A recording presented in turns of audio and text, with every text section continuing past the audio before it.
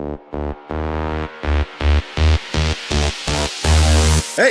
drop. नमस्कार students, मैं जयप्रकाश अपने YouTube channel math with JP sir में आपका हार्दिक स्वागत करता हूं। मैं आज बात करने वाला हूं कि पंडित दीनदयाल यूनिवर्सिटी शेखावटी में सेमेस्टर फर्स्ट मैथ्स पेपर है, उसका पैटर्न क्या रहने वाला है और मैथ में कौन कौन से यूनिट चलती हैं, कौन कौन सी बुक चलती हैं, उनके बारे में हम डिस्कस करेंगे। तो हम यदि बात करें मैथ के पेपर की, तो शेखावटी यूनिवर्सिटी ने पहले 3 ईयरली डिग्री कोर्सेज चलते थे, उस 3 ईयरली डिग्री कोर्सेज को इसने सेमेस्टर में कन्वर्ट कर दिया और सेमेस्टर हैं वो हो गए 6, यानी साल में 2 सेमेस्टर आपके क्या होंगे, लगेंगे, यानी 6 एग्जाम्स होंगे आपके। अब इसमें जो मैथ का पेपर है, मैथ के पेपर में सेमेस्टर फर्स्ट है। सेमेस्टर फर्स्ट में आपके पास जो बुक दी गई है वो है कैलकुलस एंड ऑप्टिमाइजेशन थ्योरी, है ना। देखो हम बात करें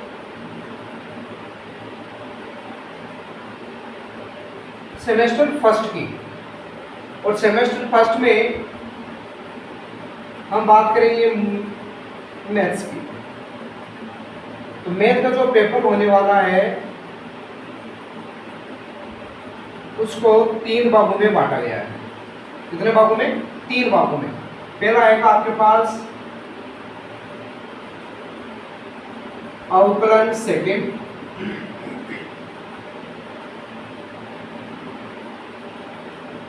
समाकलन सेकेंड और इष्ट समीकरण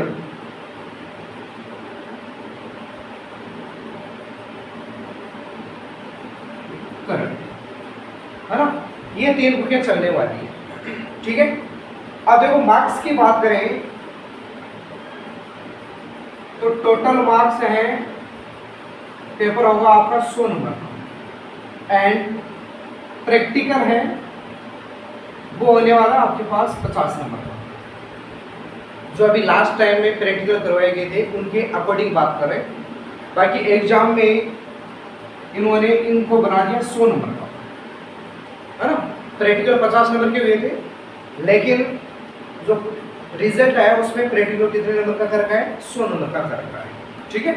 तो वो इसके अकॉर्डिंग नॉर्मलाइजेशन करके या फिर जैसे भी हो उसको बना देते हैं 100 नंबर का, है ना।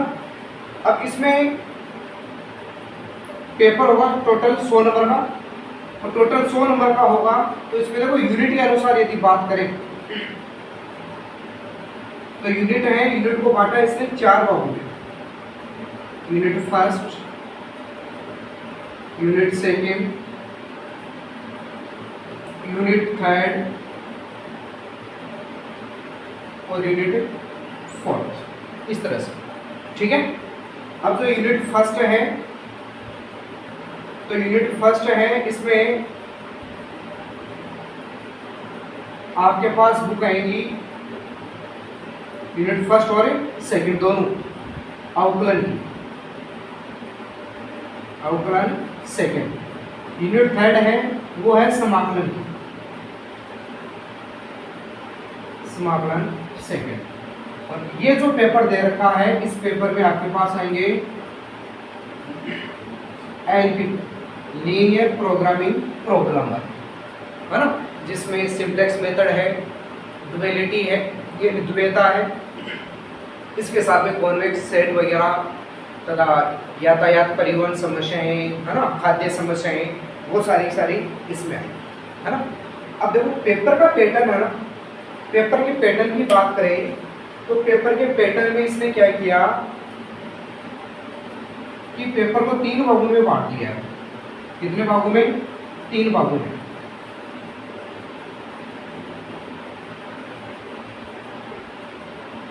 पेपर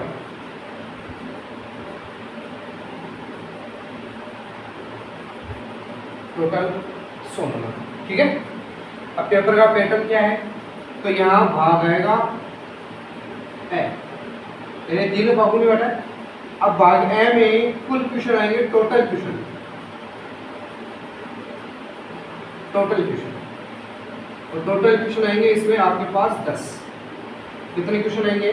10, जिनकी शब्द सीमा है वो मैक्सिमम होगी 10 या 20, यानी 2 लाइन, है ना। 1 नंबर इसको छोड़ो, क्योंकि 2-2 नंबर के आएंगे तो अपन मैक्सिमम 4 या 5 लाइन भी भर सकते हैं, वो बड़ी बात नहीं है। 10 क्वेश्चन आएंगे, और 10 क्वेश्चन में एक क्वेश्चन है वो होगा 2 नंबर का, और टोटल मिला के ये हो जाएंगे 20 नंबर, ठीक है। साथ में अब ये जो 10 क्वेश्चन है, 10 क्वेश्चन आएंगे कितने यूनिट में से? 4 यूनिट में से, है ना। टोटल यूनिट कितने? 4, 4 में से आएंगे। एक यूनिट में टोटल कितना भाग काम आएगा? तो कुल आएंगे अपने पास 2-2, यानी 2 यूनिट से 2 क्वेश्चन और 2 यूनिट से 3 क्वेश्चन, कुछ इस तरह से, ओके। 1 यूनिट से, यानी 2 यूनिट से 2 क्वेश्चन और 2 यूनिट से 3 क्वेश्चन, ये पोर्शन रहेगा। Total number 20। इसी तरह से भाग ब है, और भाग ब में टोटल क्वेश्चन आएंगे, टोटल क्वेश्चन आएंगे आपके पास 8। कितने क्वेश्चन आएंगे? 8। और 8 क्वेश्चन है, इनमें से करने कितने हैं? तो करने 4 क्वेश्चन है। कितने क्वेश्चन करने हैं?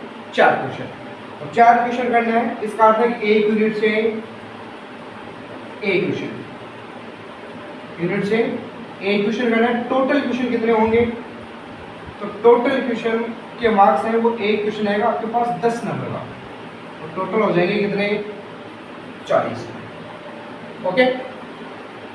इसी तरह से 1 क्वेश्चन आएगा भाग स, और भाग स में टोटल क्वेश्चन आएंगे 4, यानी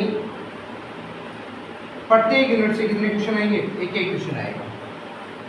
और करने कितने होते हैं? 2 क्वेश्चन, 2 क्वेश्चन, और 1 क्वेश्चन कितने नंबर का?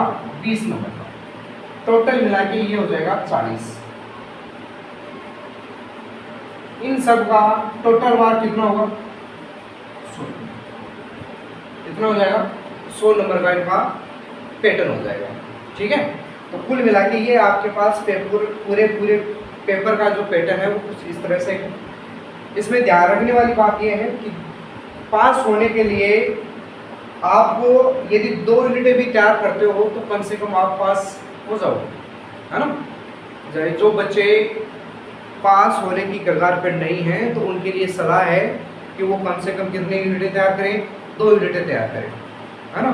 2 यूनिटों का यदि पूरा पोर्शन तैयार करता है तो वो इजीली पेपर को पास कर सकता है।